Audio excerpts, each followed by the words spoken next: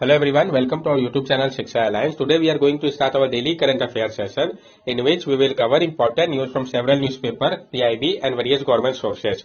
So let's begin our session. Our first topic is Earth Ganga. तो हम जानेंगे अर्थ गंगा के बारे में. It is the government new model first proposed in 2019 for river sustainable development by focusing on surrounding areas and involving them in sustainable economic activity. ये government का नया model है. पहली बार इसको कब प्रपोज किया गया था? 2019 में. किस लिए?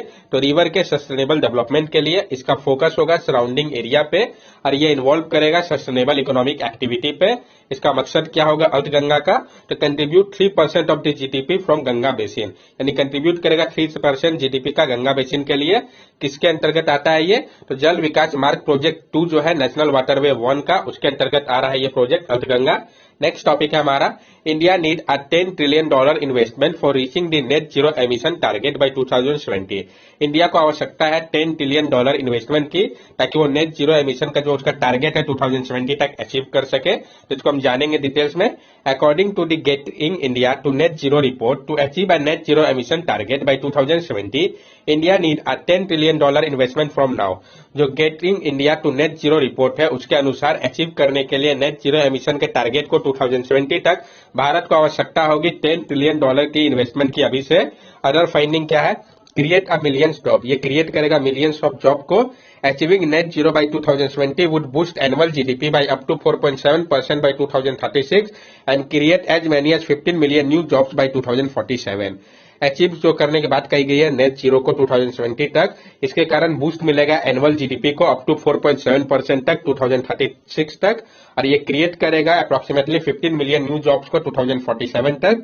Set to achieve 2015 target. इसमें सेट किया गया है कि अचीव किया जाएगा जो 2015 में टारगेट रखा गया था. India's NDC targets set in 2015 are likely to be met early within the next few years through current policy.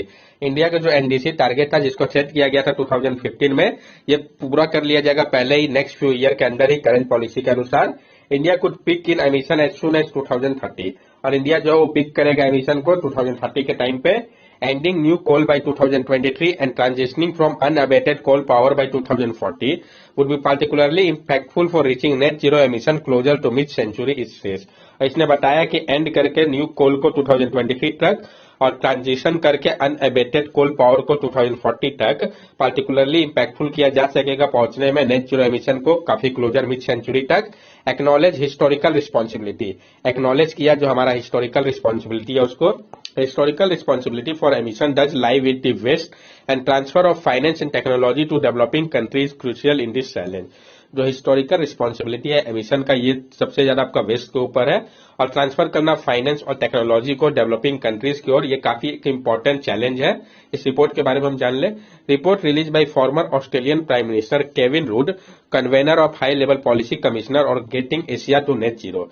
ये जो रिपोर्ट जिसकी बात कही गई है जिसमें इसे बताया गया है, इस रिपोर्ट को रिलीज किया गया है फॉर्मर ऑस्ट्रेलिया के प्राइम मिनिस्टर केविन रूड के द्वारा, जो कि कन्वेनर भी रह चुके हैं high level policy commission on getting Asia to net zero के.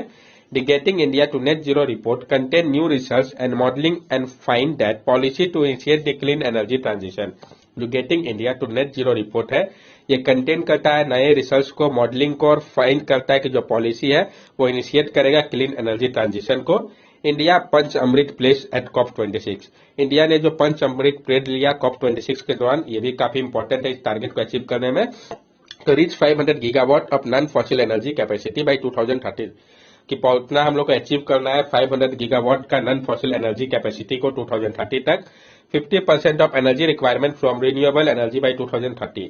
50% जो हमारा एनर्जी रिक्वायरमेंट है वो रिन्यूएबल एनर्जी से होना चाहिए 2030 तक. Reduction of total project carbon emission by 1 billion ton from now to 2030.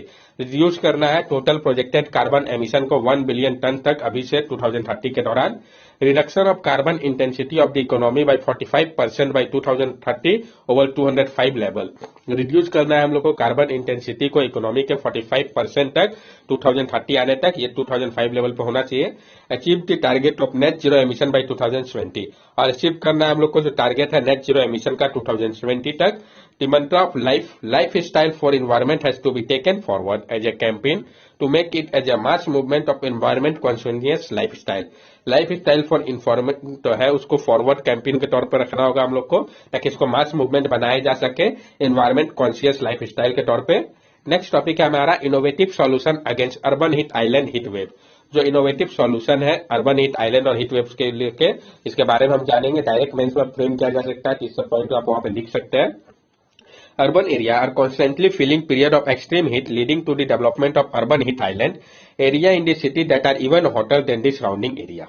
जो अर्बन एरिया है वो कॉन्स्टेंटली फील कर रहा है पीरियड एक्सट्रीम हीट का, और ये जो है डेवलपमेंट इसके कारण अर्बन हीट आइलैंड का हो रहा है। अर्बन हीट आइलैंड होता क्या है, ये वैसा एरिया होता है सिटी में जो कि हॉटर होता है सराउंडिंग एरिया के कंपेरिजन पे। Cooling Singapore 2017 project to build a computer model or digital urban climate twin of Singapore. This has helped policymakers take corrective measure micro level alternation for heat resilience. जो cooling Singapore 2017 project था, जिसको जो कि build कर रहा है computer model और digital urban climate twin को सिंगापुर के लिए, इसने मदद किया पॉलिसी मेकर को कि वो करेक्टिव माइक्रो लेवल अल्टरनेशन करे ताकि हीट रेजिलेंस किया जा सके। Use of district level cooling rather than inefficient individual air conditioning condenser use किया जाने लगा वहां पे डिस्ट्रिक्ट लेवल कूलिंग को, ना कि inefficient individual air conditioning condenser की जगह पे।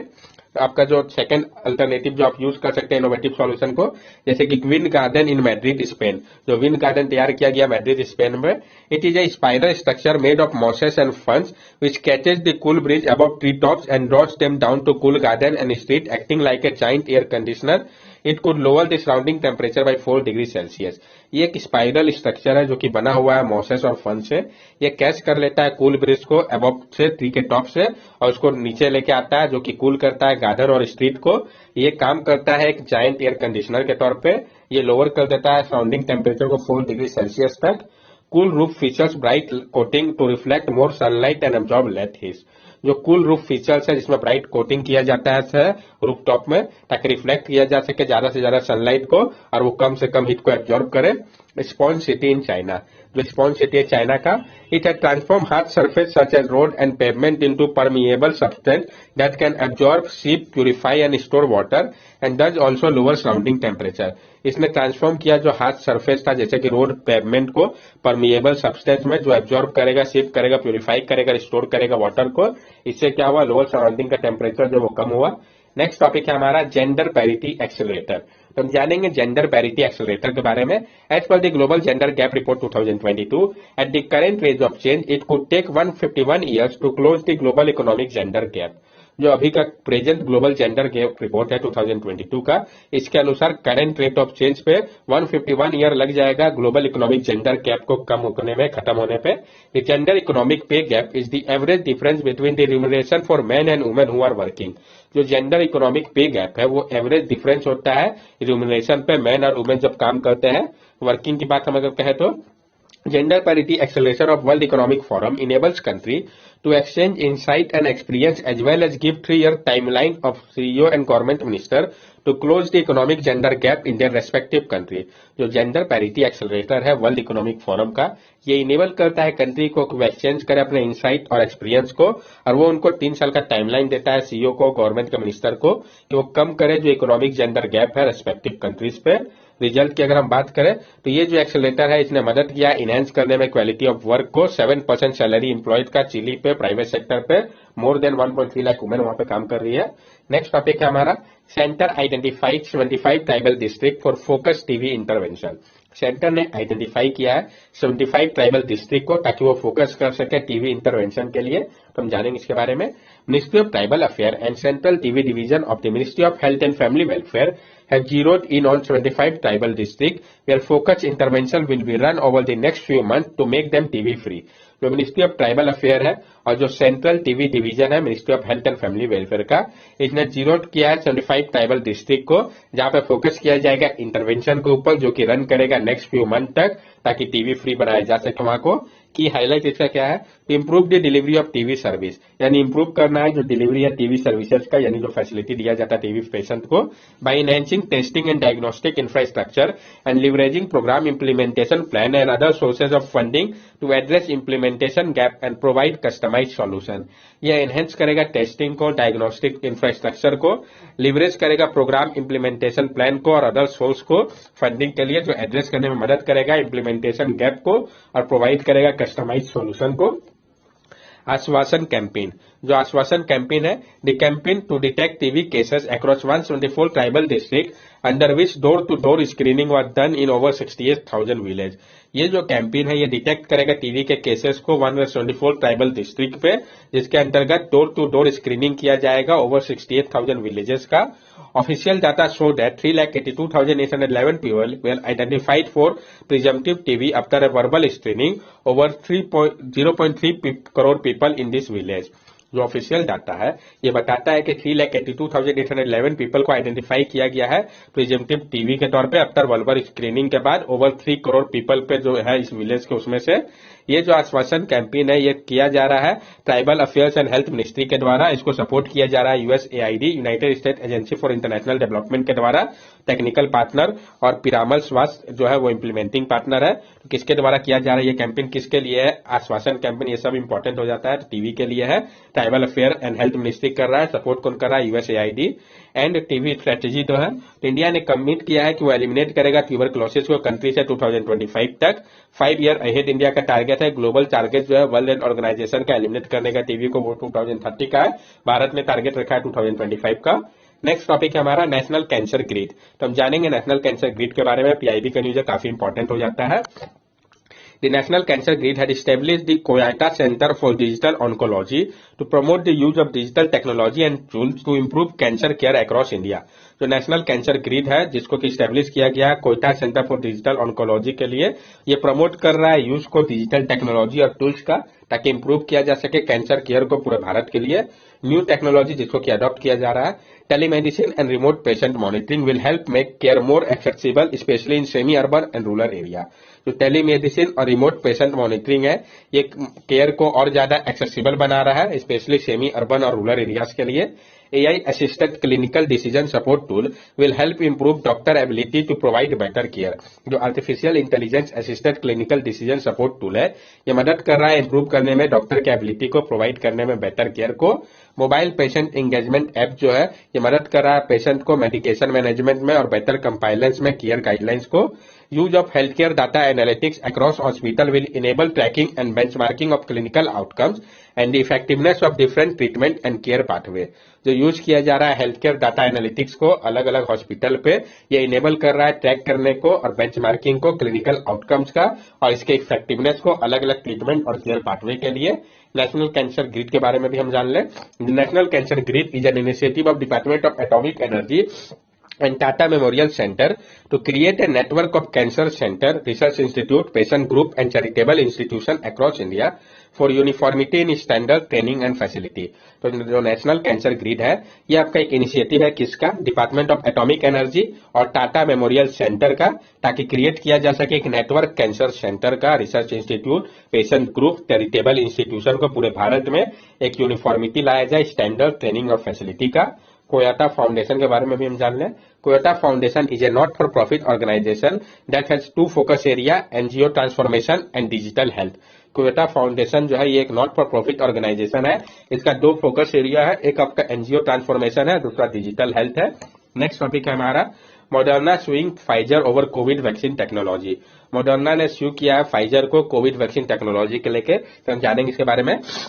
US pharma company Moderna said it is suing Pfizer and its German partner BioNTech for copying its mRNA technology and thus patent infringement in the development of first COVID-19 vaccine। US pharma company Moderna जो है उसने सू किया है Pfizer और उसके German partner BioNTech को कि उसने कॉपी किया है mRNA टेक्नोलॉजी को, पेशेंट इन्फ्रिंगमेंट किया है डेवलप करने में पहले कोविड-19 वैक्सीन को। ये mRNA वैक्सीन है क्या? The vaccine uses a molecule of genetical mode called messenger RNA to generate an immune response that train the body to fight off the real virus when it come into contact with it. जो vaccine है वो use करता है एक molecule को genetic code का जिसको कि मैसेंजर आरएनए कहा गया है, जो जनरेट करता है एक इम्यून रिस्पांस को, ये ट्रेन करता है बॉडी को कि वो फाइट करे रियल वायरस के खिलाफ जब आता है कांटेक्ट में ह्यूमन। उसके जो पेशेंट है उसका एक एक्सक्लूसिव राइट ग्रांट किया गया इन्वेंशन के लिए। नेक्स्ट टॉपिक है हमारा विष्णुगर पीपल कोटी हाइड्रो इलेक्ट्रिक प्रोजेक्ट। तो हम जानेंगे विष्णुगर पीपल कोटी हाइड्रो इलेक्ट्रिक प्रोजेक्ट के बारे में। वर्ल्ड बैंक पैनल ने मर्ज किया इन्वेस्टिगेशन को कंप्लेन को लेकर विष्णुगर हाइड्रो इलेक्ट्रिक पावर प्रोजेक्ट का लेके। क्या कंप्लेन है? तो जो रेसिडेंट है विलेज के हाट विलेज चमोली डिस्ट्रिक्ट उत्तराखंड के, उन्होंने आरोप लगाया है कि जो ये थ्रेटन कर रहा है उनका हिस्टोरिकल टेम्पल और कंस्ट्रक्शन जो है ये इफेक्ट करेगा उनका लाइवलीहुड और एक्सेस ऑफ वाटर को। तो ये जो आपका है विष्णुगर पीपल कोटी हाइड्रो इलेक्ट्रिक प्रोजेक्ट ये कहाँ बनने वाला है, तो ये इंपॉर्टेंट हो जाता है। तो उत्तराखंड में बनने जा रहा है। इस प्रोजेक्ट के बारे में हम जान ले। ये 444 मेगावाट का प्रोजेक्ट है जिसको कि बिल्ड किया जा रहा है टेट्री हाइड्रो पावर डेवलपमेंट कॉर्पोरेशन के द्वारा रिवर अलकनंदा के ऊपर, जो कि ट्रिब्यूटरी है रिवर गंगा का। तो किसके द्वारा बिल्ड किया जा रहा है? Tehri hydro power development corporation के द्वारा। किस रिवर के ऊपर? अलकनंदा के ऊपर, जो कि ट्रिब्यूटरी है रिवर गंगा का। ये जो प्रोजेक्ट है ये प्राइमरीली फंड किया गया है वर्ल्ड बैंक के द्वारा और इसको सैंक्शन किया गया था 2011 में ही। इसको प्रपोज किया गया था कि इसको कंप्लीट कर लिया जाएगा जून 2023 में, लेकिन मुश्किल है कि अभी तक कंप्लीट हो पाए। That's all for daily current affair session. अगर आपको हमारी वीडियो अच्छी लगी हो तो हमारे चैनल सब्सक्राइब करें, हमारे वीडियो को लाइक करें और ज्यादा से ज्यादा शेयर करें। These are our social media link. From here also you can stay connected with us and give us your valuable feedback. Thank you and have a nice day.